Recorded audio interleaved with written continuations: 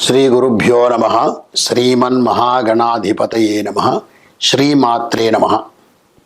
నా పేరు మురళీధర శర్మ.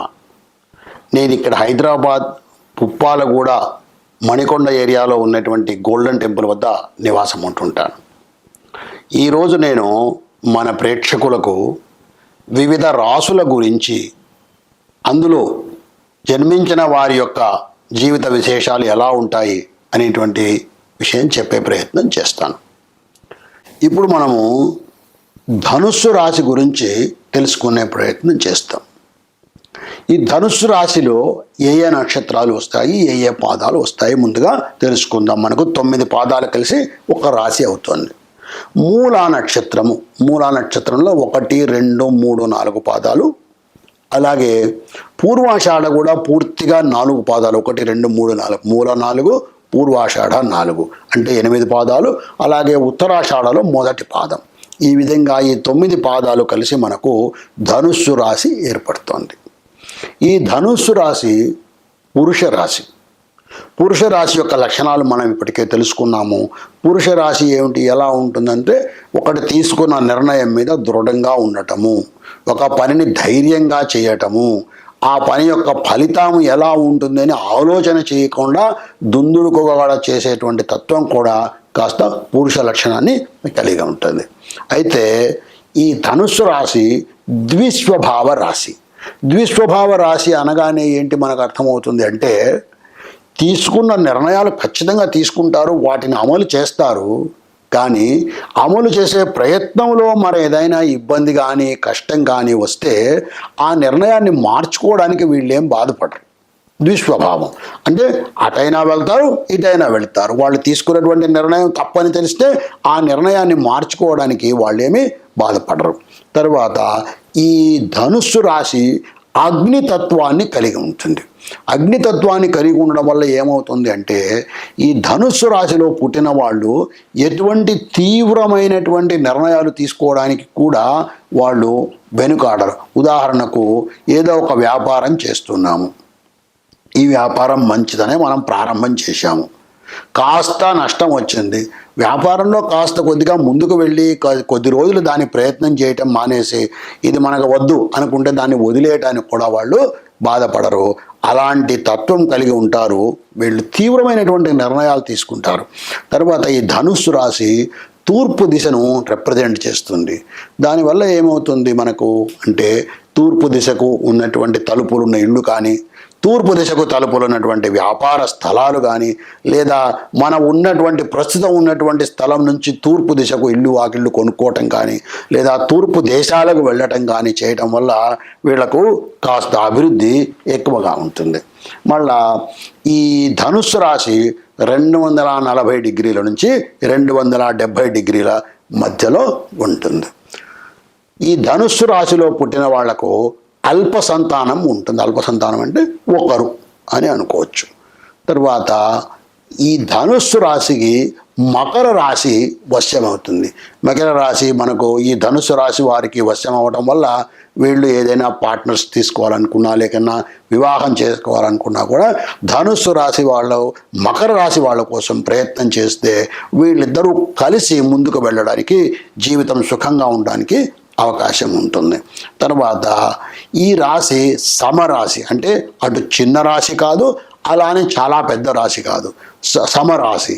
దానివల్ల మనకి ఏంటంటే, ఇందులో వచ్చినటువంటి గ్రహాలు, ధనుస్సు రాశిలో వచ్చినటువంటి గ్రహాలు మరీ ఎక్కువ కాలం ఇక్కడ ఉండవు, అలా అని చెప్పి తక్కువ కాలం కూడా ఉండవు. సమానంగా వాళ్ళ జీవితకాలం ఎంత ఉంటే అంతకాలం ఈ రాశిలో ప్రయాణం చేసి ఈ రాశిలో పుట్టిన వాళ్లకు ఫలితాలను ఇస్తుంటాయి. మానవ శరీరంలో ఈ ధనుస్సు రాశి తొడలను రిప్రజెంట్ చేస్తుంది. మనం ఇప్పటివరకు ఎన్నో శరీర భాగాలను గురించి తెలుసుకున్నాం, ఏ ఏ రాశి శరీరంలో ఏ ఏ భాగాలను ప్రభావితం చేస్తుంది అని చెప్పి. ఈ ధనుస్సు రాశి తొడలను ప్రభావితం చేస్తుంది లేదా రిప్రజెంట్ చేస్తుంది. మనకి దీనివల్ల మనకు అర్థమయ్యేది ఏంటి అంటే, ఈ ధనుస్సు రాశిలో పాపగ్రహాలు ఉన్నాయి, లేదా పాపగ్రహాల దృష్టి ఉంది, లేదా పాపగ్రహాలు కేంద్రం నుంచి చూస్తున్నాయి, కోణం నుంచి చూస్తున్నాయి, లేదా పరస్పర శత్రుత్వం ఉన్నటువంటి గ్రహాలు ఈ ధనుసు రాశిలో వచ్చి చేరుకున్నాయి. అలాంటి పరిస్థితులు ఏమవుతుందంటే అలా పుట్టినటువంటి జాతకుడికి లేదా జాతకురాలికి తొడల ప్రాంతం బలహీనంగా ఉండడము లేదా తొడలకు సంబంధించిన అనారోగ్యం రావడము జరిగే అవకాశం ఉంటుంది. అలా కాకుండా మన దగ్గరికి ఎవరైనా తొడలకు సంబంధించినటువంటి అనారోగ్యంతో వచ్చినారో వాళ్ళ జాతకాన్ని పరిశీలించాలి. వాళ్లకు మనము మన సాంప్రదాయంలో చెప్పినటువంటి సనాతన సాంప్రదాయంలో చెప్పినటువంటి పరిష్కార మార్గాలు మనం చెప్పాలని అనుకున్నప్పుడు ధనుస్సు రాశిని మనం పరిశీలించాలి. ధనుస్సు రాశిని మనం పరిశీలించినట్టయితే ఈ ధనుస్సు రాశిలో ఎలాంటి సమస్యలు ఉన్నాయి, ఆ సమస్యలకు ఏం పరిష్కారం చేయాలి. కొన్నిసార్లు శత్రుగ్రహాలు 2 గ్రహాలు లేకుంటే ఈ ధనుసు రాశికి గురువు అధిపతి, ఈ గురువుకు శత్రువుగా ఉన్నటువంటి గ్రహం అక్కడ చేరుకొని ఉంది. దానివల్ల వీళ్ళకి తొడలకు సంబంధించిన అనారోగ్యం వచ్చింది. అప్పుడు ఏదో ఆ నవగ్రహాలకు సంబంధించిన జపాలు చేయడాలు, హోమాలు చేయడాలు లేదా అభిషేకాలు చేయడాలు ఇలా చేయడం వల్ల ఏమవుతుందంటే వైద్య విధానానికి ఇది సపోర్ట్ చేసి ఈ దైవ బలం కూడా వాళ్ళకు అనుకూలించి త్వరగా ఆ సమస్యలు తీరే అవకాశం ఉంది. తర్వాత ఈ ధనుస్సు రాశికి గురువు అధిపతి. గురువు అంటే దేవతల గురువు బృహస్పతి. ఈయన శుభగ్రహం. ఈ శుభగ్రహం అధిపతి అవ్వడం వల్ల ఏమవుతున్నదంటే ఈ ధనుస్సు రాశిలో పుట్టిన వాళ్ళు కూడా ఎక్కువగా శుభం గురించి ఆలోచన చేయడము, మంచి ఆలోచనలు చేయడము, జీవితంలో ముందుకు వెళ్ళడానికి మంచి ద్వారా మంచి చేస్తూ ఇతరులకు మంచి చేస్తూ ఎలా ముందుకు వెళ్ళాలి అనేటువంటి ఆలోచన ఉండేటువంటి వాళ్ళు ఈ ధనుస్సు రాశిలో పుట్టిన వాళ్ళు. ఈ రాశికి కొన్ని ప్రత్యేకమైన లక్షణాలు ఉన్నాయి. మిగతా ఏ రాశిలో కూడా ఇలాంటివి మనము చూడం. ఈ ధనుస్సు రాశిలో పుట్టిన వాళ్ళకి ఆహారం అంటే చాలా ఎక్కువ ఇష్టం. వాళ్ళకి తీపి పదార్థాలు, మధుర పదార్థాలు తినడము, రకరకాల వంటలను రుచి చూడడము ఇలాంటివి వీళ్ళకి బాగా ఇష్టం. అంటే వీళ్ళు చెఫ్ ప్రొఫెషన్ లాంటివి కూడా వీళ్ళు చూజ్ చేసుకోవచ్చు. ఈ ధనుస్సు రాశిలో పుట్టినటువంటి వాళ్ళు వీళ్ళకి ఆహార ప్రియులు ఎక్కువగా వీళ్ళు. అంతేకాక వీళ్ళు సాహసాలు చేయడానికి కూడా వెనుకాడరు.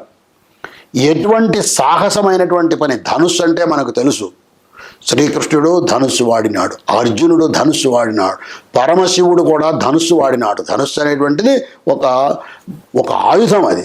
అలాగే ఈ ధనుస్సు రాశిలో పుట్టిన వాళ్ళు కూడా ఎలాంటి సాహసమైనటువంటి పనులు చేయడానికి కూడా వీళ్ళు వెనుకాడరు. పైగా ఆసక్తికరంగా చేస్తారు ఆ పనులు చేసేటప్పుడు. దానికి తోడు వీళ్ళ యొక్క ఈ రాశి యొక్క అధిపతి గురువు. ఆయన గురువు అంటే జ్ఞాని, దేవతలకే గురువు ఆయన బృహస్పతి. అటువంటి బృహస్పతి వీళ్లకు ఈ రాశి యొక్క అధిపతి అవ్వడం వల్ల వీళ్ళు ఏ పనైనా చేసేటప్పుడు చాలా ఆసక్తికరంగా చేయడము, కొత్త విషయాలు ప్రత్యేకించి చేసిన పనినే మరీ చేయడం కాకుండా కొత్త పనిని ఏదైనా చేయాలి, ఒక పరిశోధనాత్మకంగా దాన్ని మనం చేయాలి అంటే రీసెర్చ్ అంటుంటాం కదా, అలాంటి రీసెర్చ్ మైండ్ సెట్ ఉంటుంది వీళ్ళకి.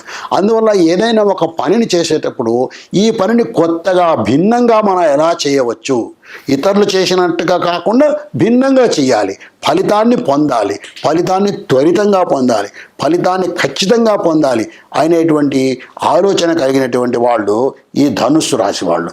వీళ్ళకి ఇలాంటి లక్షణం రావడానికి కారణం ఏంటి అంటే బృహస్పతి వీళ్ళ యొక్క అధిపతి. అందువల్ల వీళ్ళు ఏదైనా నిర్ణయం తీసుకొని, ఎటువంటి నిర్ణయమైనా సరే తీసుకొని అది ఉత్సాహభరితంగా పనిని చేయడానికి వీళ్ళు ఇష్టపడతారు.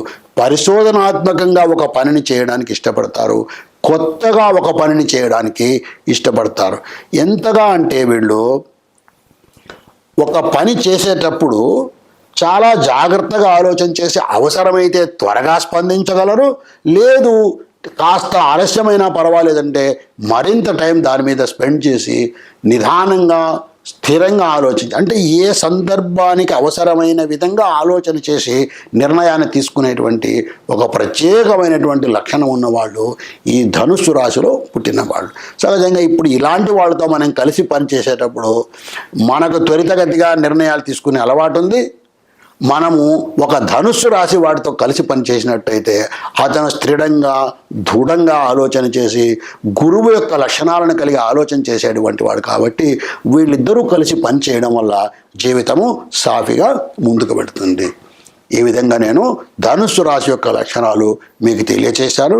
మరింత లోతుగా ఈ రాశి యొక్క లక్షణాలను తెలుసుకొని జీవితంలో వాటిని అనుసరించి జీవితాన్ని ముందుకు తీసుకెళ్తారని చెప్పి ఆశిస్తున్నాను. ఓం స్వస్తి.